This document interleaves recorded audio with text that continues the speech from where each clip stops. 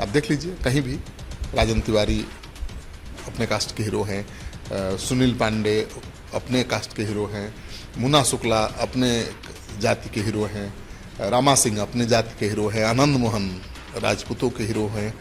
तो बिहार में जो भी बाहुबली है, अशोक महतो समाज के हीरो हैं, अनंत सिंह अपने समाज के हीरो हैं, कोई डाउट नहीं, सबसे बड़ा हीरो है। नमस्कार, आप देख रहे हैं सिटी पोस्ट लाइव और मैं हूं आपके साथ हर्षिता प्रताप सिंह। 2024 का लोकसभा का ये चुनाव बेहद दिलचस्प है। खास तौर पर बात अगर बिहार की करें तो इस बार बिहार में बाहुबलियों का खूब बल देखने को मिलेगा। केवल एक नहीं अनेक नाम हैं। आनंद मोहन, मुन्ना शुक्ला, रामा सिंह या फिर अशोक महतो, तमाम जो नाम है इस वक्त खूब चर्चा में है। और किस तरीके से तमाम जितने भी महागठबंधन है, दल है बिहार में, बाहुबलियों के नाम पर इस चुनाव में खेलने की कोशिश कर रहे हैं, इस पर चर्चा करने के लिए हमारे साथ मौजूद है वरिष्ठ पत्रकार श्रीकांत प्रत्युष जी। सर, इस बार हर दल बाहुबलियों का सहारा लेता नजर आ रहा है। कोई नई बात नहीं है, बिहार की राजनीति में बाहुबलियों का दबदबा हमेशा रहा है और बिहार में बाहुबली कास्ट हीरो है, अपनी जाति के हीरो है। आप देख लीजिए कहीं भी राजन तिवारी अपने कास्ट के हीरो हैं, सुनील पांडे अपने कास्ट के हीरो हैं, मुन्ना शुक्ला अपने जाति के हीरो हैं, रामा सिंह अपने जाति के हीरो हैं, आनंद मोहन राजपूतों के हीरो हैं। तो बिहार में जो भी बाहुबली है, अशोक महतो समाज के हीरो हैं, अनंत सिंह अपने समाज के हीरो हैं, कोई डाउट नहीं, सबसे बड़ा हीरो है। तो जितने बड़े बाहुबली हैं, जितने दबंग हैं, जिनके खिलाफ जितने आपराधिक ज़्यादा मामले दर्ज हैं, वो उतने ही बड़े हीरो हैं अपने समाज के। तो जब समाज का वोट उनके साथ है, समाज के लोग उनके साथ हैं, तो राजनीतिक दल तो उनकी पूछ करेंगे ही। इसीलिए सभी दलों ने बाहुबलियों को या उनके रिश्तेदारों को टिकट दिया है इस चुनाव में। बात अगर खास तौर पर शिवहर की करें तो आनंद मोहन की पत्नी लवली आनंद चुनावी मैदान में उतर चुकी हैं जेडीयू की ओर से, और वहीं राजद रामा सिंह को उनके सामने उतार सकती हैं। तो लवली आनंद रामा सिंह के बीच अगर तकरार होती है तो किसके जीत की ज्यादा संभावना बनती है? देखिए, आनंद मोहन एक बाहुबली नेता हैं, किसी से बात छिपी हुई नहीं है।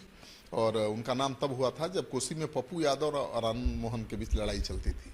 आनंद मोहन अगड़ों की अगुवाई करते थे और पप्पू यादव यादवों की। तो उस संघर्ष में दोनों अपने अपने जात के हीरो के रूप में उभरे और आगे चलकर आनंद मोहन का दायरा पूरे बिहार में फैला, पूरे बिहार में प्रभाव उनका दिखा। और पप्पू यादव तो कोसी सीमांचल के बड़े नेता यादवों के हैं ही। आनंद मोहन जी कृष्णैया जो आईएएस थे, उनके हत्या के आरोपी थे, 16 साल जेल में रहे हैं और उसके बाद सरकार द्वारा कानून संशोधन करके उनको निकाला गया जेल से बाहर। उनकी पत्नी लवली आनंद जो पूर्व सांसद हैं, उनको वहाँ से चुनाव मैदान में जेडीयू ने उतारा है। उनके मुकाबले के लिए अब लालू यादव ने रामा सिंह को मैदान में उतार दिया है।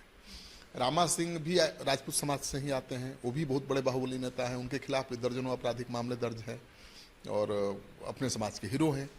तो दो राजपूत आमने सामने होंगे तो क्या होगा, ये सबसे बड़ा सवाल है। राजपूत समाज किसका साथ देगा? जिसका साथ देगा वही जीतेगा। तो आनंद मोहन राजपूत के हीरो हैं या रामा सिंह है, इस चुनाव में, शिवहर के चुनाव में पता चल जाएगा। क्योंकि आनंद मोहन तो कहते हैं, दावा करते हैं कि हम तो बिहार के पूरे राजपूतों के अगड़ों के हीरो हैं, और रामा सिंह भी दावा कर रहे हैं कि राजपूत, शिवहर के जो राजपूत हैं उनके साथ खड़े हैं। तो आनंद मोहन का नाम तो वाकई पूरे बिहार में राजपूत नेता के रूप में है। रामा सिंह की पहचान वैशाली और शिवहर में है। तो अब देखना यह है कि रामा सिंह कैसे राजपूत समाज को अपने साथ जोड़ कर रख पाते हैं, क्योंकि जोड़ कर रख पाएंगे तो जीत हो सकती है। वहाँ चर्चा थी पहले ऋतु जायसवाल को आरजेडी की तरफ से उतारने की, वो बनिया समाज की है। वहाँ से सांसद भी बीजेपी की लगातार जीत रही थी, वो बनिया समाज से ही थी, रामा देवी। तो उनका टिकट बीजेपी ने काट दिया, जेडीयू को ये सीट दे दिया जहाँ से लवली आनंद लड़ रही हैं। तो राजपूत उम्मीदवार हो गया बनिया की जगह पर। आरजेडी अगर बनिया उतार देती तो चुनौती और ज़्यादा बढ़ जाती लवली आनंद की, लेकिन अब राजपूत ही उतार दिया है उम्मीदवार, क्योंकि रामा सिंह ने आश्वस्त किया है कि शिवहर में इत्मीनान रखिए लालू जी, राजपूत समाज मेरे साथ ही जाएगा। और राजपूत समाज आरजेडी के साथ जाता रहा है हर चुनाव में। जब लालू यादव के 4 सांसद हुआ करते थे, आपको याद होगा, तो चारों राजपूत समाज के ही सांसद हुआ करते थे। तो राजपूत समाज का समर्थन साथ आरजेडी को मिलता रहा है। आरजेडी के जो प्रदेश अध्यक्ष हैं जगदानंद सिंह, वो भी राजपूत हैं।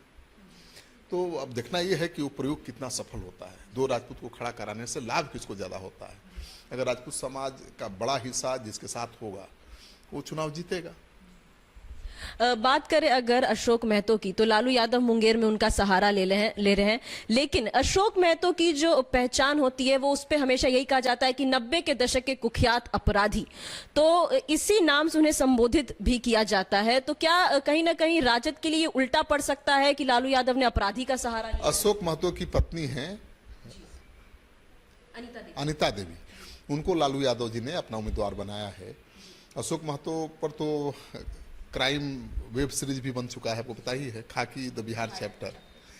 ठीक है, एक आईपीएस अधिकारी की किताब पर आधारित ये वेब सीरीज है, जिसमें अशोक महतो को एक कुख्यात अपराधी के रूप में दिखाया गया है और ये भी दिखाया गया है कि किस तरह से राजनीतिक दलों के संरक्षण उनको मिलते रहे। अब तो अपनी पत्नी को ही चुनाव में उतार दिया है। उनकी शादी नहीं हुई थी, 62 साल उम्र है, 17 साल से जेल में थे। शादी भी की चुनाव लड़ने के लिए ही, क्योंकि उनके खिलाफ तो बहुत मामले दर्ज हैं, कभी भी सरकार उनको जेल में डाल सकती है। तो एहतियात के तौर पर खरमास महीने में शादी किया अनिता देवी के साथ और अनिता देवी को चुनाव मैदान में लालू यादव ने उतार दिया। तो वो कुख्यात अपराधी हैं, इसमें शंका की कोई गुंजाइश नहीं है। पूरा इलाके में उनका प्रभाव है, नवादा से लेकर शेखपुरा मुंगेर इलाके में उनका अच्छा खासा प्रभाव है। तो लालू यादव जी ने एक प्रयोग किया है, मतलब पिछड़ों को गोलबंद करने का प्रयोग किया है। अगर इस प्रयोग में वो सफल हो गए, अगर उनका ये प्रयोग सफल हो गया तो लड़ाई तो बहुत कड़ी हो जाएगी। लेकिन अब देखना ये है कि ललन सिंह जो जेडीयू के उम्मीदवार हैं, अगड़ों पिछड़ों की लड़ाई बनने से मुंगेर को कैसे बचा पाते हैं। अगर उन्होंने बचा लिया तो जीत जाएंगे, अगर नहीं बचा पाए, लड़ाई अगड़ों पिछड़ों की हो गई तो अगड़े हारेंगे। कि भाई पिछड़ों की संख्या तो ज़्यादा है हर जगह देश में, अगर वो गोलबंद हो गए तो हार निश्चित है। लेकिन सवाल ये उठता है कि कुख्यात अपराधी के पक्ष में क्या पिछड़े समाज के लोग गोलबंद हो जाएंगे, ये सबसे बड़ा सवाल है। तो आने वाला वक्त बताएगा। और भी कई बाहुबली हैं, मुन्ना शुक्ला हैं। एक आखिरी सवाल सर, आपने मुन्ना शुक्ला की बात की, तो आज भाजपा सवाल उठा रही है राजद पे कि बाहुबलियों का सहारा ले रही है राजद, लेकिन मुन्ना शुक्ला को पहले भाजपा और जेडीयू का भी सहारा मिलता रहा है। देखिए, उन्होंने एक आज ऐसे शब्द का इस्तेमाल किया है जिसके चलते उनके खिलाफ schedule caste schedule tribe act के तहत मामला दर्ज हो गया है, FIR दर्ज हो गया है। उन्होंने कहा कि मैं भूमिहार नहीं तो क्या चमार हूँ। तो इससे अपमानजनक शब्द मानते हुए बीजेपी के नेता जनक राम ने आज प्रेस कॉन्फ्रेंस भी किया, कहा कि देखिए हमारी जाति को, समाज को इन्होंने गाली दी है, अब वो फंस गए हैं चुनाव मैदान में उतरने से पहले ही। अगर बीजेपी के नेता होते तो बीजेपी उनको शहीद कर देती कि आपने ऐसा शब्द क्यों इस्तेमाल किया, और किया तो इसका असर पड़ेगा वोट बैंक पर। लेकिन लालू जी इतनी छोटी बातों की परवाह नहीं करते। हो सकता है कि उनका टिकट न कटे और वैशाली से चुनाव मैदान में रहेंगे, तो वहाँ भी मुकाबला दिलचस्प है। वहाँ भी दिनेश सिंह जो जेडीयू के MLC हैं, वो भी बाहुबली हैं, वो कमज़ोर नहीं है, बहुत ताकतवर हैं, पैसे से भी और जनबल से भी।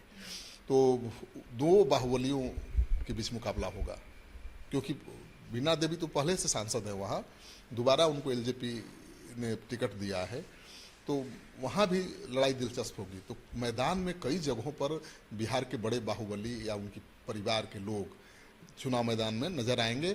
सिवान में भी देखिए कोई पीछे नहीं है, कोई दल, क्यों लालू जी ही बाहुबलियों को नहीं टिकट दे रहे हैं। लालू जी का तो हमने नाम गिना दिया, लेकिन अब जेडीयू ने भी दे दिया आनंद मोहन की पत्नी लवली आनंद को। जेडीयू ने सिवान में रमेश कुशवाहा जो बाहुबली नेता हैं, उनकी पत्नी विजय लक्ष्मी को उम्मीदवार बना दिया है, तो भी बहुत बाहुबली नेता है। तो कोई दल पीछे नहीं है। लालू जी ने 3 को दिया बाहुबलियों को मौका, तो नीतीश कुमार ने 2 बाहुबलियों को मौका दिया है। लेकिन अंतर बस यही है कि यहाँ सीधे बाहुबली मैदान में है, मतलब मुन्ना शुक्ला, रामा सिंह। नीतीश कुमार ने बाहुबलियों की पत्नियों को टिकट दिया है। बात तो वही हुई कि बाहुबलियों को जो समर्थन उनके जाति में प्राप्त है उसका ज़्यादा से ज़्यादा इस्तेमाल करना, उनके जरिए उस वोट बैंक को अपनी पार्टी की झोली में लाना। तो जब तक राजनीतिक दल वोट बैंक की राजनीति करते रहेंगे तब तक बाहुबलियों की ऐसे ही चांदी रहेगी, क्योंकि सब दावा कर रहे हैं कि हमारे दाग अच्छे हैं, देखिए हमाम में सब नंगे हैं, लेकिन सब दावा कर रहे हैं कि हमारे दाग अच्छे हैं। दाग तो हमारे भी हैं, आपके भी हैं, लेकिन हमारे दाग अच्छे हैं। ये वाली लड़ाई चल रही है। तो आप सुन रहे थे वरिष्ठ पत्रकार श्रीकांत प्रत्यूष जी को। तो 2024 के लोकसभा चुनाव में हर बार की तरह इस बार भी बिहार में बाहुबलियों का बल देखने को मिलेगा और बिहार में जब बाहुबली आपस में टकराएंगे तो चुनावी मैदान देखना कितना दिलचस्प होगा, ये आने वाला वक्त बताएगा। फिलहाल इस खबर में इतना ही। अब आगे की खबरों के लिए देखते रहिए सिटी पोस्ट लाइव। इस वीडियो को लाइक करें, शेयर करें और चैनल को सब्सक्राइब करना ना भूलें। धन्यवाद।